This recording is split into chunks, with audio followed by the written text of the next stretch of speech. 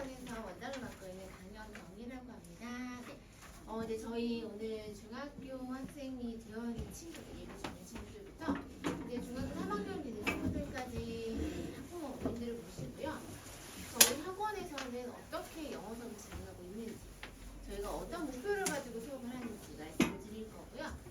그 다음에 저는 이렇게 수업을 합니다 라고 하는 걸 말씀드릴 거고, 구체적으로 저희가 그렇다면 이제 또 방학이다 보니까 방학 때 어떤 수업을 준비해서 선생님들 특강으로 진행하시는지 나오셔서 짧게 설명해 주시면 됩니다. 먼저 저희 대치베스트 어학원 소개해 드릴게요. 저희 대치베스트 어학원은요, 입시를 미리 준비하는 학원입니다. 중학교, 초등학교 친구들은 입시를 미리 준비하는 학원이고요. 이제 고등부로 올라가서는 입시를 완성하는 학원입니다. 영어를 완성하는 길은 정말 다양하게 있습니다. 이제 영어라고 하는 저 정상의 산에 올라가는 길은 다양한 루트가 있는데, 그 중에서 저희는 이왕이면 효율적인 입시라고 하는 영어를 가지고 하자라고 하는 것이 목표입니다. 이제 어떤 분들은 이제 그럼 그렇게 여쭤보세요. 입시 영어 하면은 한국식 영어예요 라고 말씀을 해주시는데요. 한국식 영어라는 게 어떤 걸까요? 그러니까 저희는 어차피 영어를 제2 외국어로 배우는 것이다 보니 한국어가 모국어 바탕이 되어져서 배우는 거고요. 이제 문법이라든지 뭔가 좀 정확한 걸 좀 더 집중해서 수업하는 걸 이제 한국식 영어다라고 또 그렇게 저희가 부르기도 하더라고요. 그런데 한국식 영어라기보다는 영어의 정확성, 영어를 표현하고 영어를 읽었을 때 정확하게 읽고 라고 하는 정확성을 공부하는 거다라고 생각해 주시면 좋겠습니다.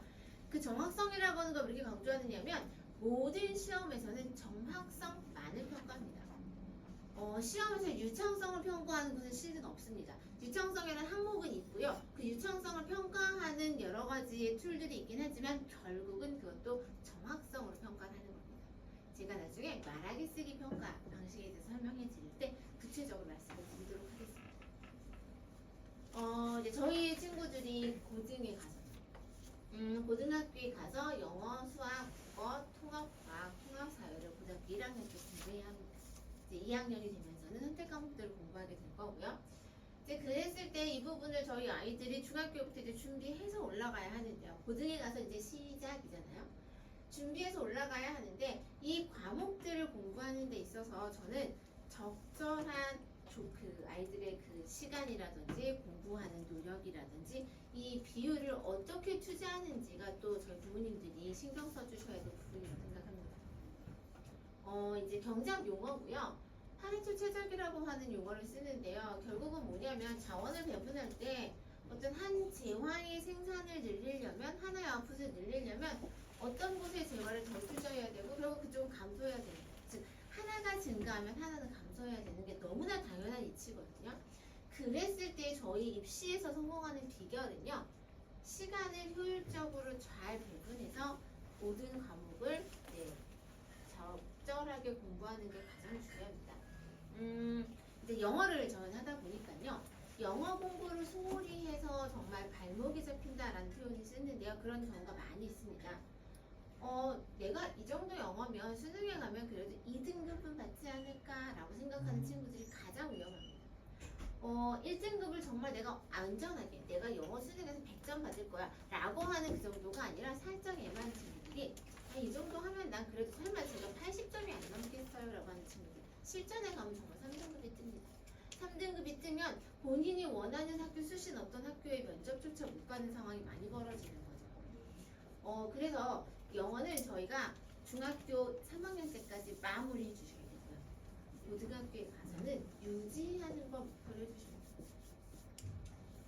이제 영어 학습을 좀 말씀을 드리도록 할게요. 제가 금방 말씀드렸던 그 로드맵의 연결선상입니다. 저희가 이제 중학교 1학년 때부터는 아이들 정말 실력을 향상시키는 기간입니다. 저희 대치베스트 학원에서 중학교 1학년 때 가장 중요하게 생각하는 것 중에 하나는요, 공부하는 습관. 영어를 5학년, 6학년 때부터 학습으로 생각하고 저희가 이제 아이들에게 공부를 시키긴 하는데요. 중학교 1학년 때부터 본격적으로 학습량이 왕창 늘어나는 거예요. 저 늘어난 학습량을 꾸준하게 지켜서 중2, 중3 때까지 완성시켜 주셔야 됩니다. 각각의 항목을 잠깐 설명드릴게요. 중학교 1학년 때는요, 우선 독해는 토플형 독해와 수능형 독해를 저희는 7대3 정도로 가져갑니다. 아니 우리 우리 아이가 고등학교에 가서 시험 볼 모든 시험 문제는 수능이고 내신도 수능 지문이 변형돼서 나오는데 왜 토플 독해를 해야 하지? 라고 여쭤보는 분들도 계시는데요. 수능 독해는 지문의 성격이 긴 토플형의 지문을 축약시켜 놓은 겁니다. 그러다 보니까 논리적인 비약이 좀 있기도 하고요. 저렇게 문단이 3개 내지 5개 이상으로 구성된 글을 논리적으로 읽어서 연습을 해야 이것이 축약된 수능형 독해에 갔을 때 이해를 할 수가 있어요. 그래서 저희는 정말 아이들의 진정한 논리적 독해 실력을 늘리는 그 주 교재로서 중학교 1학년은 토플형 독해를 그리고 그렇다고 해서 수능을 아예 안 할 수는 없습니다. 스킬도 필요하고요. 그래서 저희가 수능형 독해를 같이 한 정도로 섞어서 진행을 하고 있습니다. 그러다가 중학교 2학년이 되면은 올해 정도 중3부터 이제 수능형 독해에 집중을 하는 거죠. 그렇다고 수능형 독해만 집중하는 건 아니고요. 수능 심화 독해, 토플 독해 정도로 길진 않지만 수능형 지문에 나오는 어려운 킬러 문항 정도 되는 수준의 그 지문들만 모아놓은 교재들 선택해서 심화 독해까지 진행을 하고 있습니다. 이렇게 흘러가서 독해를 중3 때 마무리하고요. 이 중3 때 마무리하는, 물론 중3에서 제일 잘하는 반 친구들의 목표인데요. 고3 수능을 봤을 때는 거의 만점을 받고요. 그 다음에 그 이상의 독해 실력을 가져야 영어 내신에서 아이들 점수를 잘 받을 수가 있습니다. 영어 내신이 이제 이 근처에 있는 학교를 지원한다. 대치동이나 뭐 서초구나 송파구까지. 아니면 우리 아이가 특목고를 원한다. 라고 하면 수능보다 우리 아이가 치러야 할 고등학교 내신이 훨씬 어렵겠구나 라고 생각해 주시면 되고요. 그 외의 지역들은 실은 그렇게 내신이 많이 어렵지 않은 지역들도 있긴 합니다. 그래서 이제 우선 이 지역에 맞춰서 설명을 드릴게요. 이제 그리고 이제 문법을 또 설명을 드리겠습니다. 문법은요, 이제 중학교 1학년 때부터 아이들 2학기 때 시험을 봅니다. 영어 내신 시험이라고 하는 게 있을 때 아이들은 문법 공부만 한다라고 생각해 주시면 돼요. 영어 내신 시험을 보는데 문법이 아닌 독해 공부를 해서 독해 실력이 늘어나는 기간이다? 그건 아닙니다. 정말 독해 실력이 부족한 친구들, 교과서 정도의 독해 지문이 조금은 버거운 친구들은 그럴 수 있겠지만 그렇지 않는 레벨의 친구들은 내신 기간 동안에 독해 실력이 늘어나지 않습니다. 되레 독해 실력은 떨어집니다. 제가 아이들하고 이제 셀반 친구들하고 수업 많이 하다 보니까 내신 갔다 이제 오늘부터 다시 재개강을 했는데요. 저희가 내신을 한 4주, 5주 갔다 오면 아이들 독해 속도, 수능 문제를 모의고사를 풀었을 때 정답률을 맞추는 아이들의 확률, 이 모든 게 다 낮아집니다. 그래서 독해는 중학교 1학년 1학기 때 정말 집중해서 가르쳐 주셔야 해요. 마찬가지로 문법 이제 다시 말씀을 더 넘어갈게요. 문법 같은 경우는요.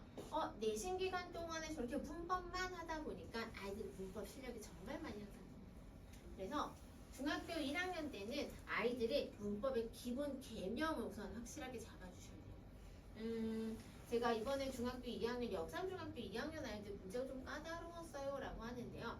그 중에 한 문제는 어떤 거냐면 이 친구들한테 오형식이라고 하는 시험 범위가 있었습니다.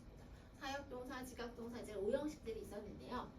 사역동사, 지각동사, 뭐 목적어랑 목적격, 보혜, 관계가, 수동일된, 과거분사까지 어렵게 다 선생님들이 프린트 주셨고 다 공부했어요. 그런데 문제에선 어떤 게 나왔냐면 보기 중에 이 사역동사의 문장을 수동태로 바꿔놓은 거예요. 이 문장 자체를 태를 바꿔놓은 거죠. 그러면 이 목적격 보호 자리가 좀 달라져야 하거든요. 그랬을 때 이 아이들이 뭐지 이거는? 이러고 이제 거기에 꽂혀가지고 이게 틀린 건가 맞은 건가 아이들이 이제 정확하게 판단을 못하고 헷갈려 했습니다. 물론 이 문제는 그 문제를 아예 제껴놓고 풀어도 답을 찾을 수 있는 거였고요. 선생님들이 그렇게 장치를 하셨던 것 같아요. 더 중요한 건 이전에 배웠습니다. 배웠다기보다는 중학교 2학년 1학기 첫 중간고사 때 수동태라는 시험 범위를 했었고 그 수동태 시험 범위 때 학교에서 프린트해 이러한 수동태에 오형식 동사들이 사용되면 이렇게 됩니다 라고 해서 프린트 한 줄 줬어요. 한 줄을 주고 물론 저희는 수업을 합니다. 한 줄만 주셔도 수업을 하는데 마지막 4주차 때 선생님께서 야 이거는 안 돼. 이거는 어려워서 니네가 아직 오형식을 안 배웠잖아. 그래서 이번에 시험에 안 낼 거야. 그러니까 하지마 라고 얘기해 주셔서 아이들이 이제 잊어버린 거죠. 안 해도 된대요 라고 하는 거죠. 그런데 이번에 2학기 기말에 그 문제가 나왔습니다. 즉 뭐냐면 내신은 학교에서 쌓아서 1학기 때 배웠던 거 1학년 때 배웠던 걸 2학년, 3학년 때까지 계속 누적해서 내세요. 근데 아이들이 그걸 잘 몰라요. 예를 들어 간접 의문문이 시험범위였어요. 그런데 간접 의문문 틀린 문장 고르시오라고 한 10개 주는데 그 중에 한 2개는 스위치 문제였어요. 그 스위치는 아이들이 1학년 때 배우는 거거든요. 근데 이제 그걸 못 느끼는 거죠, 아이들은. 그래서 문법 실력은 정말 탄탄해야 그 다음에 시험을 시작해야 점수 잘 받을 수 있습니다. 이 아이들 실수했어요. 못 봤어요 라고 생각합니다. 그런데 큰 학습적 흐름에서 보자면 누적이 덜 된 거죠. 그래서 아이들이 예비 중1부터 저는 문법은 정말 차분하게 탄탄하게 쌓아주세요. 문법을 몇 바퀴 돌았냐가 중요한 게 절대 아니에요. 얼마나 아이가 꼼꼼하게 1단계와 2단계와 3단계 정도의 문법을 해냈는지가 중요합니다. 그래서 그렇게 해서 문법을 탄탄하게 꼭 쌓아주시고요. 문법에 대해서 제가 하나 더 말씀드리고 싶은 것은 집중해서 공부하고 그 다음에 꾸준하게 유지시켜주면 최고입니다. 한 바퀴 정리해 주시고 방학 때 그 다음에 저희가 학기 중에 쭉 정리해 나가는 거 제일 좋은데요. 아이들의 시간상 우리 아이가 이번 방학 때 어떤 한 과목을 포기해야 하는 거잖아요. 문법 특강을 만약에 듣는다면 문법 특강을 들으면서 우리가 어떤 과목을 좀 줄여야 돼. 그래서 우리 아이는 문법 특강을 듣고 학기 중에는 문법 공부를 할 시간이 없으니까 좀 쉬고 내신 때 다시 시작해야지 라고 로드맵이 나오신다면 저는 절대 반대입니다. 그 시간을 찢으셔서 영어는 언어입니다. 그래서 꾸준하게 시켜주세요. 즉 방학 때 우리 아이한테 24시간짜리의 문법 특강을 시키고 우리 애가 3개월 정도 문법을 쉬어야 된다 라고 하시면 그 시간을 골고루 나누어서 주일의 반을 보내주십니다. 그러면 나중에 보시면 효과는 그 주일의 반을 꾸준하게 했던 친구가 훨씬 효과가 좋습니다. 물론 다시 말씀드리지만 문법 특강을 통해서 한 바퀴 돌려주시고 그 다음에 꾸준하게 해주시는 게 가장 좋긴 합니다.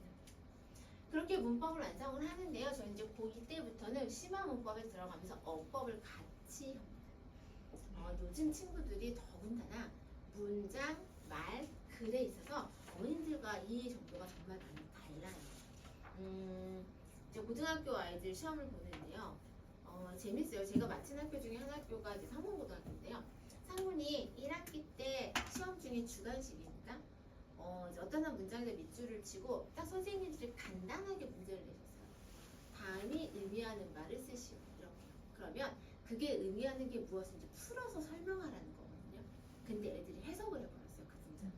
그러니까 그 문장을 단지 해석하라는 게 아니라 이제 얘가 뭔가 추격적인 말로 결론을 맺었거든요. 그렇다면 네가 저희 글을 전체 이해했으니까 이 추격적인 결론을 다시 한번 풀어서 설명해라는 문제로 다음에 의미를 설명하시오라는 간단한 문제를 내셨는데 아이들이 많은 애들이 단순 해석을 해버린 거죠. 7점점. 선생님들 당황하셨을 거예요. 말귀를 못 알아듣는구나. 그래서 재밌는 거는 그 다음 학기에 이제 그 다음 시험에는 설명을 아주 자세히 다음은 자세히 설명하시오. 한국어로 설명하시오. 구체적인 내용으로 위에 지문에 있는 단어들을 사용해서 아주 자세하게 풀어서 설명하시는 문제가 한 이만큼 나와요. 그래서 저도 시험지를 보면서 웃었어요. 야, 너네가 얼마나 말귀를 못 알아들었어. 선생님이 시험 문제를 바꾸시겠냐 이렇게. 근데 애들은 너무 당황해하더라고요. 해석했는데 왜 틀려요? 이제 그런 부분입니다. 뭐냐면 우리 아이들이 문법을 막 공부해요. 따로따로 뜯어서 공부를 하는데 얘가 어법이라고 하는 걸 합치는 걸로 넘어가잖아요. 그럼 또 뭔지 모르겠어요.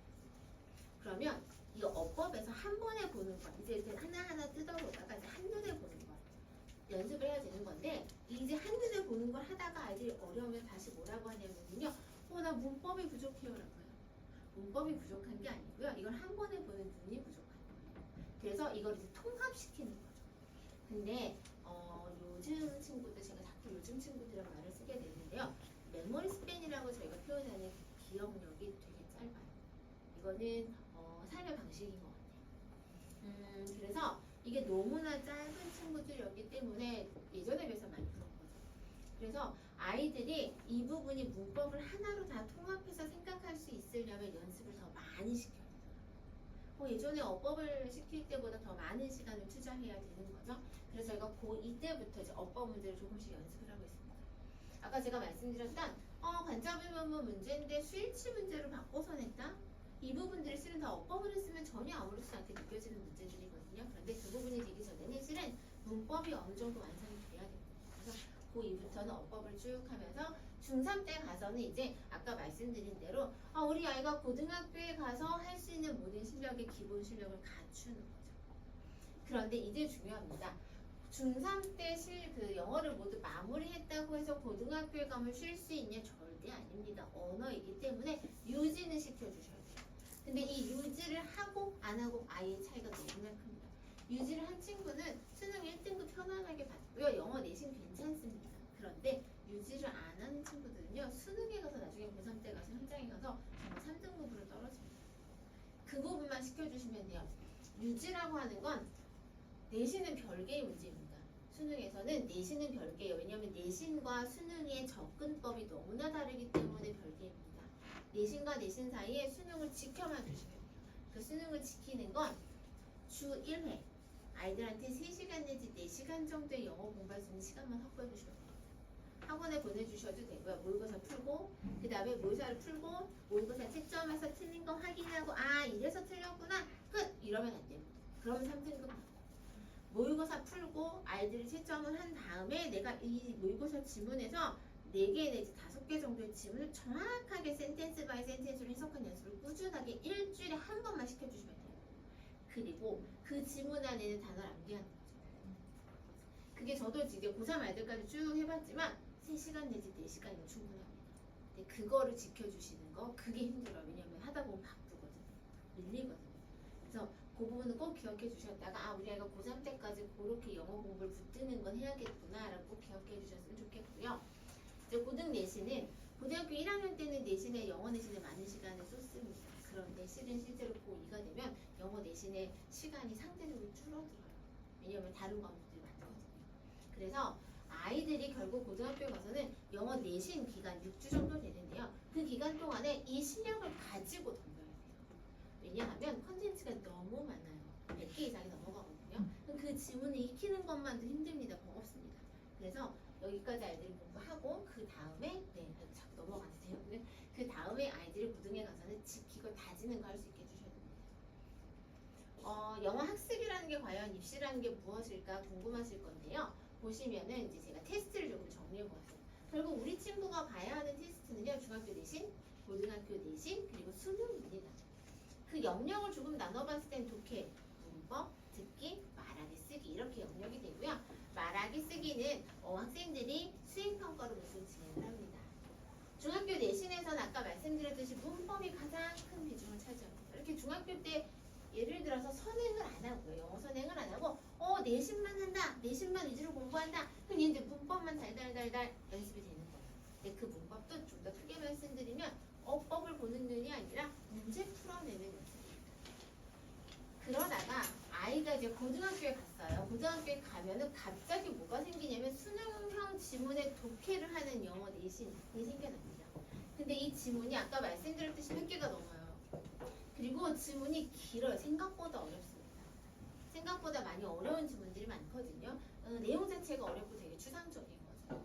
그리고 그 모든 지문에서 어법을 찾아야 됩니다. 갑자기 어려워지는 거죠. 그래서 우리 아이가 중학교 때 열심히 공부를 안 해요. 선행을 안 했어요. 그냥 영어 내신 90점 넘었는데 됐네라고 하다가 고등학교 1학년 되는 순간에 놀라는 거예요. 그러면서 처음엔 아이들이 보통 그래요. 1학기 때는 고등학교 시험에 아직 적응을 못한 것 같아.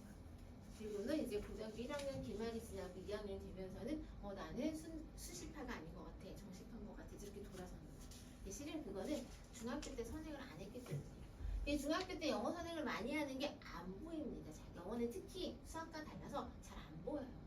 근데 그 저력이 언제 나타나느냐면 고등학교 가면 1학년 때 딱 나타나는 거예요. 아이들이 그런 말을 해줄 때 저는 제일 감사해요. 선생님 저요 다른 친구보다 시간을 덜 들여서 영어 공부를 할 수 있어서 좋아요 라고 합니다. 다른 아이들은 이만큼 시간을 들인다는데 저는 그 시간에 딱 공부할 수 있어요. 왜냐면 많이 해놨거든요. 그래서 속도가 무지 빠르거든요. 수능입니다. 수능은 독해만 있다 생각해 주시면 돼요. 수능은 어법 문제가 한 문제 있긴 한데 너무 쉬워요. 특히 올해 수능 어법 문제는 너무 쉬웠습니다. 정말 저 중3 애들이 10초 만에 풀었어요. 진짜 이거 맞아요? 뭐 수능이 이래요? 왜냐면 아이들이 지금까지 자기네가 풀었던 어법 문제보다도 어느 문제보다 더 쉬웠거든요. 어법은 되게 어렵지 않습니다. 그래서 수능이다라고 독해만 생각해 보시면 돼요. 저희 대치베스트 학원에서는 이 모든 시험들을 1학년 때, 중학교 1학년 때 고1, 중2는 고2, 중3은 고3의 실전 수능을 100점 받게 하자라고 하는 게 목표이긴 합니다. 저희 학원이 대치베스트 학원이 세우고 있는 이제 영어의 세부적인 목표를 한 번에 더 보여드릴게요. 중등 영어 무조건 내신 100점 받게 해주시면 돼요. 그게 의미하는 바가 무엇이냐면요. 학습량과 학습 능력을 키워주세요. 이거죠. 정말 100점을 안 받아도 괜찮아요. 그런데 100점 받을 만큼 공부시켜주세요. 이겁니다. 두 번째는 문법과 어법은 중3 때까지 고등 수준으로 완성시켜주세요. 세 번째는 독해, 수능, 고등 내신 이상 수준의 독해 실력을 만들어주셔야 됩니다. 실은 아이들이 잘 안 보이는 게 독해입니다. 말하기 쓰기는 수행평가인데요. 정확하게만 하면 됩니다. 더 말씀을 드리자면 미리 준비만 하면 됩니다. 그래서 수행평가는 많이 걱정 안 하셔도 되고요. 단어입니다. 이 단어는 아이들이 너무나 힘들어하는데요. 이 단어는 이것만 기억해주세요. 10번 외우고 잊어버리고 11번째 외운 단어가 내 단어다. 즉 아이들이 단어를 외우고 시험 보고 잊어버리는 거에 대해서는 그냥 당연하다 생각하고 계속 반복해서 암기하면 됩니다. 제가 이 부분에 대해서 이 5가지 목표를 조금 더 자세하게 설명을 드리고 그럼 대치베스트 학원에서는 이 목표들을 위해서 어떻게 학습을 하고 있는지 좀 말씀을 드릴게요.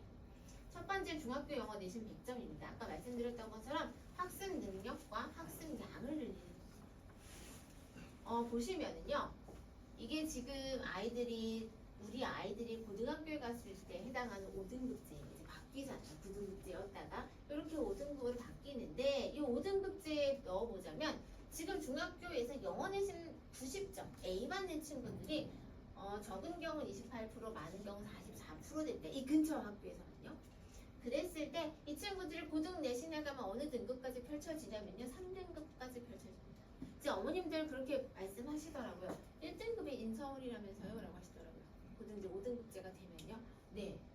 1등급이 정말 겨우 인서울, 그 다음에 2등급, 3등급이면 이제 점점 멀어지는 거죠. 그랬을 때, 그때 우리 아이가 그래도 중학교 때 A는 받았잖아. A는 받아서, 그래, 이 아이가 고등학교에 그대로 등수대로 가면 정말 최악의 경우 3등급도 되지만, 내 아이가 고등학교에 가면 정신 차려 공부할 거야 라고 생각하실 수도 있으세요. 근데 공부는 정신으로 하는 게 아닙니다. 공부는 몸으로 하는 겁니다. 공부는 습관으로 하는 겁니다. 가끔 학생들이 그래요. 선생님 저는 근데 엄마가 저한테 머리 좋대요 라고 해요. 그럼 제가 아이한테 네 그렇게 이야기합니다. 대체적인 애들은 다 머리가 좋아요. 너만 좋은 거 아니야? 다 좋아. 그 머리 좋은 애들끼리 경쟁하는 거야. 거기서는 어떤 아이가 습관이 잘 들었나, 어떤 아이가 정말 잘 버티느냐 라고 얘기를 합니다. 그래서 저는 아이들한테 머리 좋단 말을 정말 칭찬을 안 하려고 하거든요. 보여요. 실은 쟤 정말 똘똘한데 보여요. 하지만 본인들 그 칭찬을 해주시면 아이가 정말 잘 안 돼요. 그래서 우리 아이가 지금 중학교 때 그 공부 체력을 기르는 어저께도 제가 아는 지인이 서울대 의대 붙었다고 막 잘하는 하더라고요. 어제 그랬는데요. 이제 제가 수업을 했던 친구인데 이 친구 결국은 갔어요. 서울대에 가긴 갔어요. 그런데 이 친구가 처음에 이제 막 영재고 과고 공부하다 보니까 영어를 되게 소홀히 했던 거죠. 근데 이 친구가 안타깝게도 영재고가 떨어졌어요. 그래서 이제 근처에 있는 일반고를 갔는데 일반고 가서는 이제 1등급을 해야 되잖아요. 근데 영어가 안 되는 거예요. 영어가 2등급, 3등급 왔다 갔다 하는 거예요. 고등학교 입학을 했는데 이 친구가 간 학교가 영어가 아주 많이 어려운 학교는 아니었습니다. 이 근처 학교예요. 그런데 이제 2학기 때 저를 찾아왔어요. 그래서 영어가 너무 애매하게 자꾸 등급이 하나씩 떨어져요. 어떻게 하면 좋죠? 라고 했는데 이제 저랑 수업 시작했는데 이만큼 해야 1등급이야 라고 이제 던져줬죠. 그랬더니 이 친구가 처음에는 제가 이만큼 해서 2등급 받았는데 왜 1등급을 하는데 이걸 2배를 공부하라고 하시는 건가요? 라고 따지더라고요. 원래 그래야지 1등급을 다 해. 그렇잖아요. 저 위에서는 정말 그 1점 더 받으려고 이만큼을 공부해야 되잖아요. 이제 알았다 오케이 하고 공부를 하는데 이 친구가 되게 키가 엄청 크고 등치도 큰 남자였는데 울었어요 중간에. 저 너무 힘들어요. 울더라고. 정말 안 돼요. 하려는데 안 돼요. 못하겠어요. 왜냐면 안 해봤어서. 하지만 이 친구는 저력이 있었기 때문에 결국은 해야긴 했거든요. 그래서 아이들이 가서 할 수 있는 능력을 중학교 때 길러주셔야 돼요. 그게 3년은 필요해요. 그래서 지금부터 우리 아이의 고등학교 때 모습을 지금 만드는 거구나 라고 생각해 주셨으면 좋겠습니다. 중학교 시험 문제입니다. 지금 얘는 6페이지고요. 저는 역삼중학교 시험 문제를 오늘 보여드렸고요. 참고로 말씀을 드리면 이번에 기말고사 때는 이 페이지가 8페이지로 늘어났어요. 네, 문제가 길어졌다는 거죠. 네, 근데 아이들은 문제수가 줄었다고 좋아하는데요. 문제수가 2개 줄었는데 페이지는 늘었어요. 네, 근데 아이들은 그냥 모르더라고요. 근데 이제 중학교 내신에서 이 정도 공부를 합니다. 근데 고등학교 시험도 제가 보여드릴게요. 지금 보시면은 얘가 왼쪽에 한 페이지, 오른쪽에 한 페이지인데요. 18페이지 정도. 비포 용지의 반 페이지 정도가 하나의 지문이에요. 그리고 지문을 2개, 3개 섞어가지고 한 페이지가 되세요. 그러니까 이걸 다 읽고 풀려면 시간이 부족합니다. 제가 아이들한테 가끔 그래요. 나 이거 너네처럼 빨리 못 읽어 이제. 그래서 나보고 이거 풀으라고 그러면 나 너네보다 시간 더 걸릴 거야 솔직히. 엄청 빨리 읽어요. 아이들이니까 할 수 있어요. 그래서 이렇게 문제를 풀어내는데요. 문제도 참 많이 어렵습니다. 그러면 우리 아이가 시험 범위 때 공부한 거니까 외워서 하면 되지 않을까라고 해주시는데요. 이 부분을 많이 바꿔요. 지문도 바꾸고 단어도 바꾸고 안 읽어보면 할 수 없게끔 만듭니다. 이제 그렇게 쭉 나아가다가 제가 이제 서술형을 하나 보여드릴게요. 서술형을 보시면 이렇게 단어들을 나열해놓고 변형해서 문장을 완성하는 거예요. 문장을 달달달 와 독한 여학생들은 진짜 다 외우거든요. 완벽하게 다 외우거든요. 달달달 외워서 쓰면 되잖아. 아니요 그렇게 안 내세요. 이 문장은 패러프레이징을 해요. 그래가지고 의미는 똑같지만 단어 다 바꿔냅니다. 근데 그 안에서 문법적 요소를 찾아야 되는 거죠. 즉 이것만 푸는데 아이들이 그러니까 처음에 제가 이제 이 문제를 저희 중학교 2학년, 3학년 아이들 훈련을 합니다. 저희 정규반 친구들 훈련을 하는데요. 처음에 이걸 던져주면 이제 중3 친구들 같은 경우는 진짜 실전 수준을 높여서 던져주거든요. 처음에 선생님 제가 이 문제 하나 푸는데 10분이 걸렸거든요. 라고 하면서 막 컴플레인을 해요. 저 너무 많아요. 어저께도 한 친구 제가 무조건 남아서 하고 가자 했거든요. 뭐냐면 이런 문제를 주면 아이들이 별표를 줘요. 안 풀어요. 그리고 네 진짜 안 풀어요. 그래서 제가 이 숙제를 줄 땐 특히 이 주관식 문제 숙제 안 한 건 무조건 100% 남겨서 다 하고 가라고 하거든요. 그렇게 했을 때 이게 몇 달 지나면 애들이 이제 점점 어떻게 해야겠구나. 내가 이걸 안 하면 살아남을 수가 없겠구나. 라고 했을 때 해결하기 시작합니다. 그러니까 어떻게든 만드는 거죠. 어떻게든 정말 제가 죽이 되든 밥이 되든 만들어야 돼. 라고 했을 때 만들어가면서 점점 빨라지는 거죠. 그 연습을 중학교 2학년 때, 3학년 때 2년 정도 안 하면 고등학교 1학년 첫 시험 지고 못해냅니다. 중학교 내신하고 너무 다르거든요. 답을 보여드릴게요. 이 문장들을 써야 돼요. 이거를 아이들이 문법에 맞춰서 그 단어를 다 집어넣어서 개수 맞춰서 너무 힘든 거예요. 제가 저희 대치베스트 학원에서는요, 이 내신 수업을 중등 내신 수업을 이렇게 진행하고 있습니다. 그래서 뭐냐면 저희가 4주 다른 학원과 똑같습니다. 4주 진행하는데요. 저희는 내신 이론 수업과 문풀 수업을 분리했습니다. 한 주 동안에 한 번은 선생님하고 내신 이론 수업을 듣고요. 한 번은 선생님, 본인 담당 선생님하고 문제풀이 수업을 진행합니다. 저희는 조교가 질문받고 이런 거 절대 안 합니다. 저희 조교들 통번역학과를 전공하는 친구들 있고 영어 잘하는 친구들 많아요. 근데 그래도 제가 절대로 조교한테 질문하지 말라고 해요. 왜냐면 조교 선생님들도 뭔가 잘못 알고 있는 게 있기 때문에 초등학교 친구들일지라도 질문하지 마, 질문에 답하지 마세요라고 하거든요. 선생님들을 직접 합니다. 저 문풀 수업은 뭐냐면 아이들이 딱 그래요. 제가 영상도 올려놓았는데요. 이제 2번이라는 답을 썼는데 틀렸어요. 오답 해와 라고 하면 이제 2번 아니야 3번이야 라고 합니다. 그리고 이제 물어보죠. 왜 3번이 답이야? 제가요 2번과 3번을 고민했는데 2번이 아니라잖아요. 그러니까 3번이죠 라고 해요. 그게 아니라 이 여기서 틀린 부분 다 올바르게 고쳐야지 라고 하는 말을 정말 100번쯤 해야 이제 이게 습관이 되거든요. 그걸 선생님하고 진행하는 거예요. 그리고 저걸 하다 보면 아이들한테 이제 보여요. 야 너는 수일치를 다 틀리잖아. 야 너는 분사에서 과거 분사를 다 틀리잖아. 너는 감정 분사 문제를 계속 틀리는 거야. 너가 이 부분이 덜 된 거야. 아이들은 못 찾아내거든요. 근데 선생님이 보이거든요. 그래서 아이를 끼고 아이가 풀어온 문제, 문법 문제 채점한 걸 보고 틀린 거 다 하나하나 확인하고 왜 틀렸는지 왜 답인지 다 확인하고 오답 노트도 아이들한테 오답 노트 정리해 라고 하면 안 됩니다. 문제를 찝어서 제가 이제 핑크색 형광펜으로 쭉쭉 찝어서 자 여기서 이 보기만 오답을 해 라고 해야지 아이들이 그 부분이 훈련이 되거든요. 그렇게 아이들을 꼼꼼하게 관리를 하고 있습니다. 그렇게 해서 문풀 수업까지 쭉 진행을 하고요. 이제 4주차 때는 저희가 내신 이론 수업한 다음에 이제 직전 보강이라고 해서 직전 보강 수업을 진행을 하고요. 그래서 오늘 아침에도 했습니다. 오늘 이제 대명중학교가 시험이어가지고요. 오늘 아침에 7시에 이제 아이들하고 주무를 만나서 한 20분 동안 자 지금부터 이런 거 꼭 기억해줘 라는 것과 자 그럼 지금부터 동그라미 1번 영영단어 보고 동그라미 2번 자 선생님이 주셔서 추가 질문지에 샵 1, 2, 3번 붙어있는 거 꼭 보고 이렇게 보고 시험 봐 라고 이제 일일이 알려주는 거죠. 아이들 그냥 놔두면 그냥 뭐 해야 될지 모르거든요. 많이 질문해요. 선생님 저 아침에 뭐 해야 돼요? 저 시험 보기 직전에 뭐 해야 돼요? 라고 질문을 하거든요. 그래서 이제 이렇게 아침 집보까지 진행하고 아이들 보고 있습니다. 시험 다 끝났을 것 같고요. 이제 그 다음에 저희가 그럼 문법은 어떻게 진행하는지 보여드릴게요. 단계별로 3단계별로 저희가 수업 진행을 합니다. 아이들의 이제 레벨이고요. 문법에서 가장 중요한 거는 이제 반복입니다. 그런데 그 반복을 하면서 이 반복을 똑같은 레벨을 한 번 내지 2번 정도 개념 반복을 하면서 문제 풀이는 다양한 문제를 풀어주셔야 돼요. 어법 문제, 뭐 내신형 문제, 기본적인 빈칸 문제. 그런데 이 모든 것 중에 저는 가장 중요한 걸 뽑아라라고 문장 쓰기. 네. 문법을 배웠으면 그 문법을 정확하게 쓰는 문장 연습을 해야 되거든요. 그 문장 연습이 안 되면 아이들이 서술형 할 수가 없습니다. 나중에 라이팅으로 연결도 안 되는 거고요. 그래서 꼭 문법이 문제 풀고 채점하는 거 그다음 사실 안 중요합니다. 그거는 이제 아이가 알고 있는지 개념을 확인하는 거고요. 문장으로 완성되는지를 꼭 확인해 주시고 문법 수업을 듣게 해주셨으면 좋겠습니다. 이제 이런 문제들을 중학교 때 풉니다. 어법상 판단이고요. 아이들이 제일 싫어하는 문제.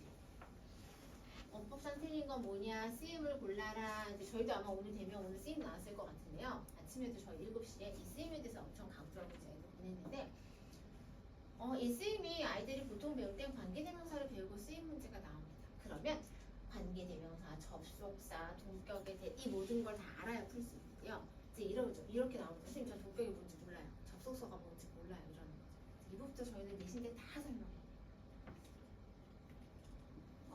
이거는 수명여고 문제였어요. 실은 밑줄은 없습니다. 뭐냐면 다른 문장끼리 짝지어진 것은 그래가지고 글 전체에서 찾아야 되는 거예요. 법 하나씩 틀리고. 근데 제가 틀린 거를 보라색으로 칠해놨습니다. 그런데 이제 또 하나씩 보여드릴게요. 남자 학교인데요. 다 줄 쳐져 있죠. 근데 어법상 틀린 것을 모두 고르시오. 1, 2, 3, 4, 5 이렇게 있었는데요. 정답이 1, 2, 3, 4, 5였습니다. 그래가지고 다 맞은 이거 맞춘 애가 별로 없어요. 설마 5개가 다 틀리겠어요. 그러니까 이게 참 네. 못 찾아서가 아니라 내가 생각하기에 맞을까? 라는 자기 확신이 부족하기 때문에 이 문제 진짜 많이 틀렸어요. 아들이 저한테 화를 내요. 다 해요. 다 이러더라고요. 뭐 어쩌겠어요. 네. 문제가 그냥 글 전체에서 어법이 나옵니다. 그러다 보니까 정말 정확하게 모든 문법을 다 생각해요. 제가 이런 어법 문제 중에서 어법과 어휘를 섞어놓고 이렇게 바꿔요. 다음 중 어색한 것은 이렇게. 그러면 어법일 수도 있고 단어일 수도 있습니다. 제가 그 문제 중에 최고봉으로 아직까지 기억하는 건 좀 치사하다고 생각하는 문제인데요. 진선여고에서 원래 원문에는 캔에 낫이 안 붙어 있었어요. 근데 낫을 붙였어요. 그럼 이제 내용이 좀 바뀌잖아요. 근데 그걸 어퍼스트로피를 쓰니까 안 보이잖아요. 그렇게 바꿔놓고 틀리게 됐어요. 저도 이제 아이들 시험지 갖고 푸는데 못 찾겠는 거예요. 그러다 이제 나중에 자꾸 이건 안 보인다. 안 보여. 즉 그렇게까지. 근데 진선이 그런 이유는 있어요. 그렇게 해야 진선 아이들이 열심히 공부하기 때문에 그래야 1등급이 가요. 그래서 우리가 이거 어느 만큼 준비해서 고등에 가야겠구나라는 감이 조금 어머니께서 아셨으면 좋겠어요. 모든 서술형 문장입니다. 외우기만 하면 되느냐? 아닙니다. 교과서 문장은 이렇게 생겼었는데요. 우리 친구들이 썼어야 되는 문장이 아래 문장입니다. 의미는 비슷하더라도 내용을 이제 바꿔버리는 거죠. 그래서 기본적으로 문법 구조를 해서 센텐스 라이팅을 정확하게 해야 되겠구나 라고 하는 거 꼭 기억해 주세요. 그러면 저희는 이제 이 문법에서 어떻게 수업하는지 제가 좀 설명을 드릴게요. 먼저 문법은 저희가 개념 완성을 합니다. 선생님들이 개념 테스트를 이제 시간마다 보시고요. 문법 용어 정확하게 알려주실 거고요. 이해를 먼저 시키려고 하셔요. 그리고 저희가 GA 테스트라는 걸 봅니다. 단원이 끝날 때마다 GA 테스트를 가서 부족함을 남겨서 다 선생님들 메이크업 해주시고 다 해주세요. 그리고는 아이들이 객관식 문제 풀이하는 거 연습 물론 하고요. 센텐스 라이팅까지 저희가 진행을 다 하고 있습니다. 저 센텐스 라이팅도 저희가 다 테스트를 보고요. 중요 문장 뽑아서 암기해서 한국어 보고 영어 쓰게끔 영작 테스트를 다 진행하고 있습니다. 이제 독해입니다. 독해는요, 정말 논리적으로 글을 읽고 이해해야 해요. 네. 정말 논리적으로 글을 읽고 이해한다라는 건데요. 이 부분이 아이들이 제가 중학교 1학년 친구인데요. 이제, 이렇게 아이들이 생각하는구나. 학생이 이제 그 지문에 되게 쉬운 질문이었어요. 엄마가 나무를 심었고 꽃을 마당에 심으셨고 아이가 옆에서 물을 줬어요. 다음에 내용 중 설명이 틀린 것은 바른 것은 고르는데 아이가 엄마를 도와줬다라고 헬프라는 단어를 썼어요. 그래서 이렇게 맞는 문장이었던 거죠. 내용상 엄마가 꽃을 심었고 옆에서 물을 줬으니까요. 그랬더니 아이들에서 많은 친구들이 물 줬는데 왜 걔가 도와준 거냐는 거죠. 그 이해시킬 수가 없더라고요. 그냥 물을 준 건데 왜 걔가 도와준 거냐고요. 도와줬단 말 없잖아요. 하잖아요. 네, 처음에 1학년 친구들 정말 많이 그래서 이렇게 뭔가 이제 사고를 늘리는 거죠. 사고를 확대하는 거죠. 그 부분에 대한 연습이 필요합니다. 근데 지금 고등학교 1학년 친구 중에 한 친구가 저한테 그래요.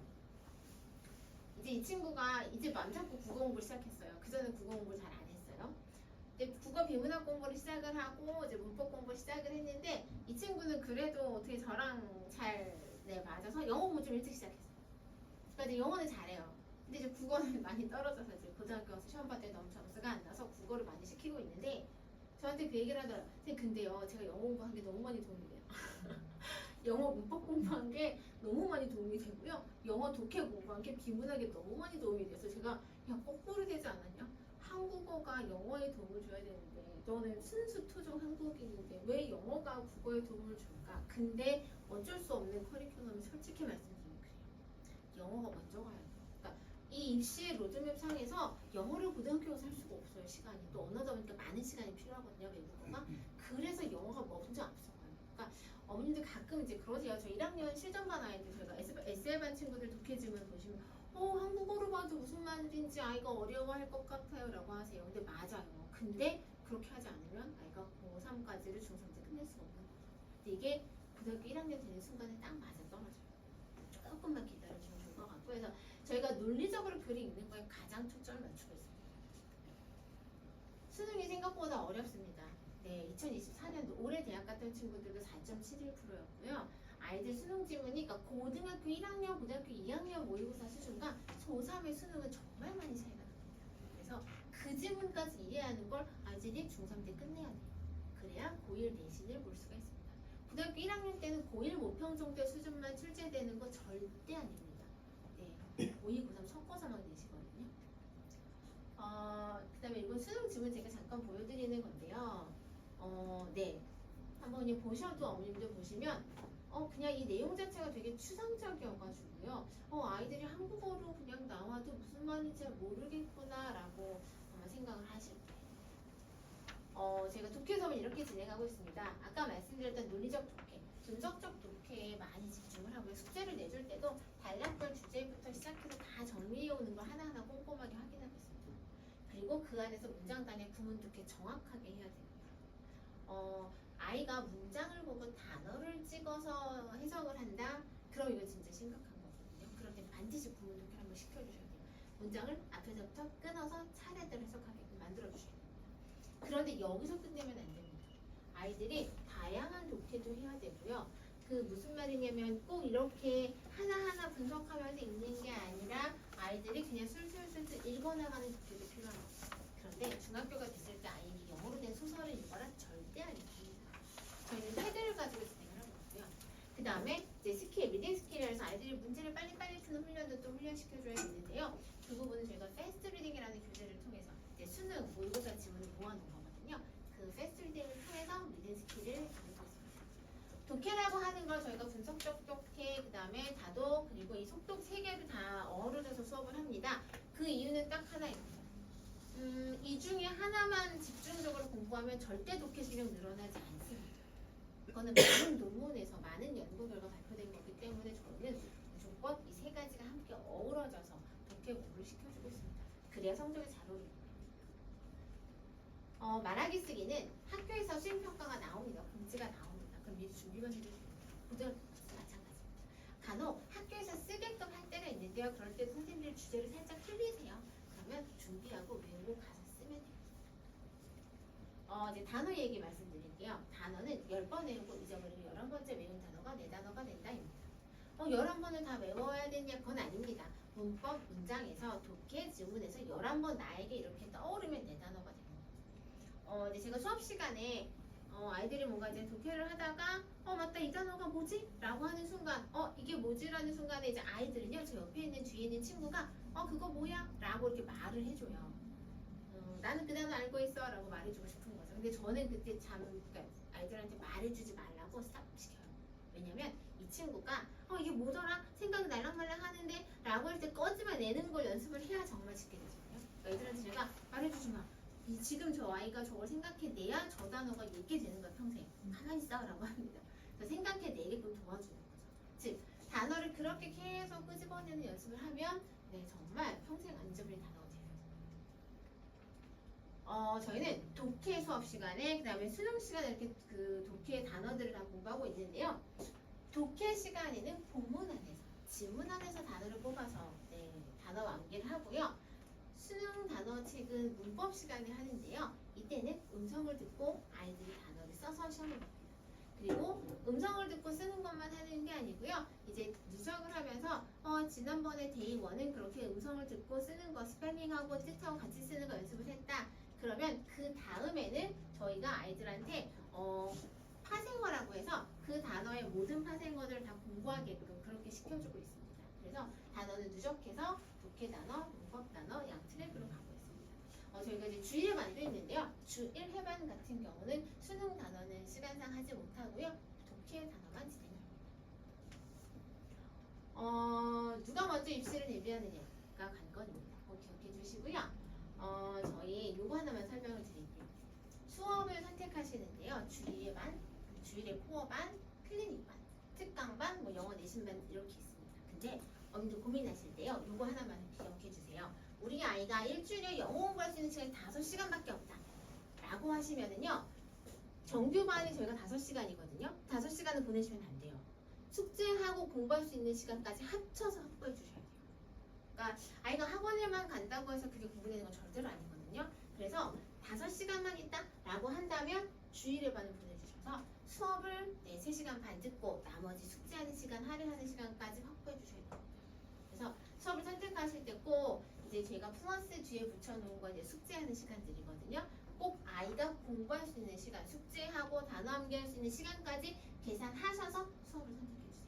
저희 아이가 수업을 많이 들으면 학원이 좋기는 하죠. 하지만 그 아이의 실력은 늘어나지 않습니다. 그래서 꼭 선택하실 때 아이가 영어를 많이 하면 물론 좋죠. 하지만 영어만 할 수 없잖아요. 영어만 하면 그 아이의 입시는 안 되거든요. 그래서 저희 지금 중3 친구들이 그래요. 자, 너네 이제 내년 1월부터는 주 1회반으로 간다. 제가 그랬어요. 왜요? 선생님 저는 그냥 주 2회 계속 영어 하고 싶어요 라고 하는데요. 안 돼. 영어만 하면 안 돼라고 제가 영어만 하면 안 돼. 이제는 내가 1월 달부터는 이런 커리가 붙어야 돼서 영어는 주 1회 시간을 조금 늘려서 이렇게 진행해 라고 얘기를 하거든요. 그래서 보실 때 시간 보시고 수업을 선택해 주셨으면 좋겠습니다. 제가 오늘 설명드릴 부분은 여기까지고요. 저희 선생님들 나오셔가지고 이제 각각의 그 수업 저희 시간표 보시면 보이실 건데요. 각각의 수업에 대해서 선생님들이 어떻게 수업하시는지 그리고 이제 보시면 또 우리 아이가 들어갈 정규반에 이 선생님과 이 A라는 선생님과 B라는 선생님이 도와준데 어떠시겠구나 라고